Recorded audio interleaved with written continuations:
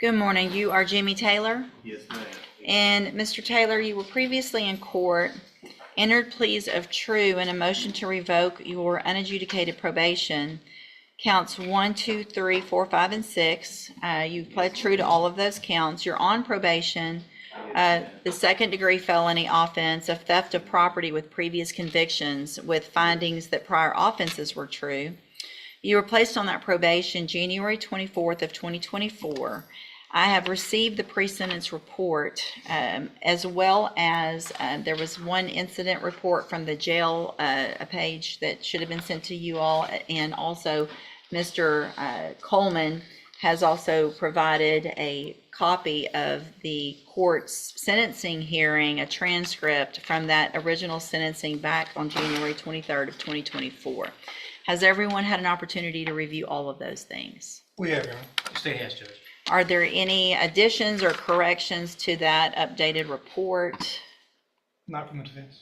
Not from the state, Your Honor. There are a couple of things I'd like to speak to if and when the court would like to hear from you. Yes, of course. So let me just, there's no agreement in this, correct? This was just open to the court? That's correct, Your Honor. Yes, Your Honor. And, all right, Mr. Rojas, you may proceed. Thank you, Your Honor. We're going to be asking for the court to continue Mr. Taylor on probation. I know by looking at the PSI on paper, it doesn't look like there's a chance that Mr. Taylor should be given, especially given his criminal history. It looks like his criminal history is all in some way related to drug abuse. If you look at the allegations he pled true to, those are the non-compliance allegations have to do with drugs. And the reason for not complying with the JCDI program, he doesn't come from a wealthy background. He doesn't have a whole lot of affluent friends and family members that can help him out. He had a ride with his brother. His brother had an accident, and that option was not available to him anymore. He indicates to me that he does want help getting off of the drugs, and I'm sure that when Mr. Coleman has a chance to speak, he's going to point out the comments made by the court to this defendant about not wanting to hear about needing more help with drugs or any relapses. I really don't, because here's the thing, Mr. Johnson. I'm looking back at your original pre-sentence report that when I put you on probation, and I make notations on those reports and make highlights and those types of things. And I'm noting that in that report, you already, before this case, had gone to ISF and SafeP. And then on this probation, I sent you to ISF at the beginning of the probation. Is that correct or no? I believe parole sent him to ISF. Yes, ma'am. So you were on parole. Yes, ma'am. I gave you a probation against Mr. Coleman's wishes and really against what looked like I should have. You went to ISF regardless of who. So you've been to ISF twice. Is that correct? You're looking at her. You've gone. Have you been to Yes, ma'am. ISF I've been once to or twice? How many times? How many times? Twice in 20 years. Okay, so you've I've been, been in prison 23 years out of the last 30 years. So I've been doing my time, and but you I keep haven't had a chance to, to do what? Because you've been to SafeP, you've been to ISF, and you went to ISF more recently, right? Yes, ma'am. Okay. As soon as I got out, I got it right on probation, and I haven't had a chance to. You got right on probation. You didn't. Yes, ma'am. You Then I tested. had to go to Beaumont, which You I'm tested from, positive for Colorado. cocaine Yes, after I all of understand. this time, and all the different things that have been given to you, and the opportunity that I gave you back in January of last year. You pled open, just open to me. I could have done Yes, I did. anything. Yes. I could have sent you to prison for 20 years, 10 years, and I gave you an opportunity. And I said on that day, because Mr. Coleman printed it out for I know me, what you said. well, Ma'am. so how do I do anything other than what I said? I mean, the situation. I've got parents. My mother's 90 years old, man. I don't want her to die and I be Hey, in prison. we're not talking about anybody You but know, you today. Yeah, I know. I'm sorry your mom's that old. and that you Yeah. haven't been around to be with her, but that's whose fault? It's not gonna be my I fault if understand you're what not you're there. saying, but How about some personal responsibility instead of my mama's that's old what and I don't would send like me to do, prison? ma'am, you know.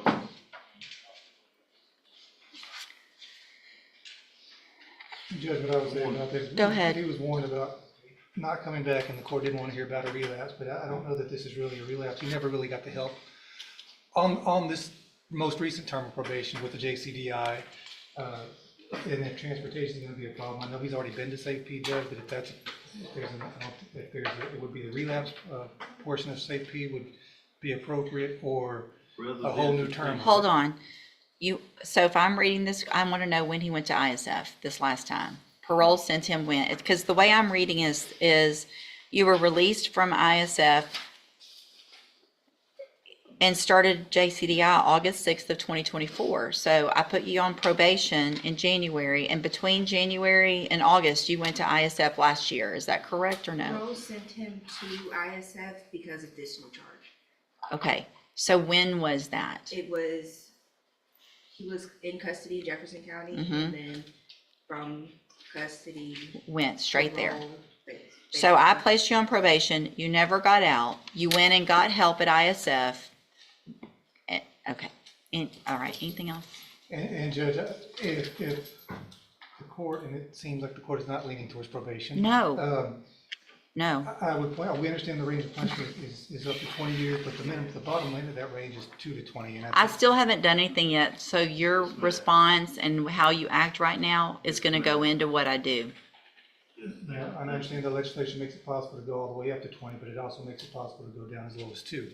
I think we have to look at each case for the facts, and the underlying offense was a theft at the Dollar General, I think, or Family Dollar, I think it was about $100 worth of merchandise. I would ask the court to consider something at the lower end of the range, maybe 2 to 5. Just because we can drop the hammer on them, that doesn't necessarily mean that we should. And that's what we're asking the court to do. Probation is not going to be an option. Thank you. Mr. Coleman. I'll keep it brief. The defendant has earned every bit of a 15-year sentence in prison. That's what I asked for originally. You placed it on deferred. That's what I'm asking for today. 3 things I'd like to quickly point out, Your Honor. Looking at the defendant's version in the updated PSI, he says that when he was placed on in the JCDI program, that he believes it was an attempt to set him up for failure, demonstrating a lack of acceptance of his own responsibility.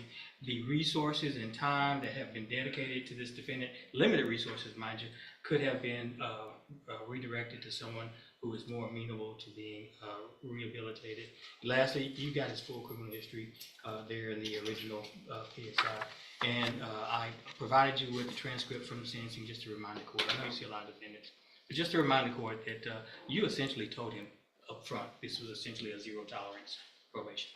And I do appreciate that because I do see a lot and I don't remember it all. But Mr. Taylor, do you have anything you want to say? Yes, ma'am, been through a lot of things in my life, people dying in my family and other things, drugs, but, I think, that I could do better if I had a chance, proper opportunity, ma'am. And I did a lot of time, I've done my time. You have. I don't think just putting me in prison I think I need a chance, I really do. It doesn't make any sense because you're saying, you've done a lot of time, and at some point you either say, I don't like prison and I want to do better. That's what I want, man. But you didn't take advantage of the opportunities you were given. You're saying you want help, and we gave you help, or parole gave you help. So you didn't even get out on my probation yet. You had ISF, a reminder of the tools that you had a long time ago. You had those things, and you got out, and you didn't take advantage of the opportunity that I told you. You better take advantage of it because you're not going to get it again. You're saying the same things that you said. Please just give me another chance. I'm going to do better. Please send me to ISF or a Safe P.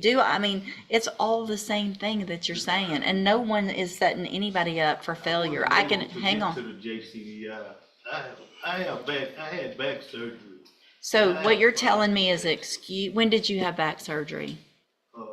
8 years ago, Okay, but they only did half part of my listen, back. listen. I'm not making You're, excuses. you are I'm making, trying to you get are, back. if you're throwing out to me that you had back surgery 8 years ago, then you are digging for everything you possibly can, and we're done with all that. I'm going to find that you previously entered your pleas of true to counts 1 through 6 freely and voluntarily. I'm going to find those counts true. I'm going to find sufficient evidence to find you guilty, and at this time, find you guilty of theft of property with previous convictions. I'm going to sentence you to a term of 12 years in the institutional division of the Texas Department of Corrections. You will receive credit on that sentence for any time that you've been in custody that the law gives you the right to receive. I'm going to hand you trial court certification that shows this was not an agreement. You do have some limited rights to appeal. You can talk to Mr. Rojas about that. I'm also going to hand you a written admonishment regarding your ineligibility to possess a firearm or ammunition. Because of the judgment entered against you, you're ineligible under Texas law to possess a firearm or ammunition. Possession of a firearm or ammunition could lead to charges against you. Firearm is a legal term, and you should read the written admonishment I provide you to see what devices qualify as a firearm. If you have any questions about the laws that make you ineligible to possess a firearm or ammunition, or about how long that lasts, you can talk to Mr. Rojas. Y'all need to sign that, and he'll give you a copy of it. Thank you. Thank you, ma'am, for being here.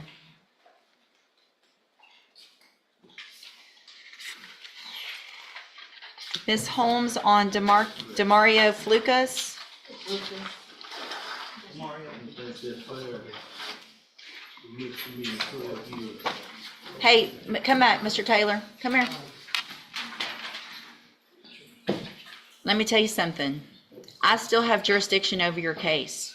So any disrespect that you show me right now, I can add years to that number. Is that what you would like to do? I do think it's fair. It doesn't matter that it's a misdemeanor. You keep doing it over and over. Go back with the bailiff. And you probably should keep your mouth shut this time.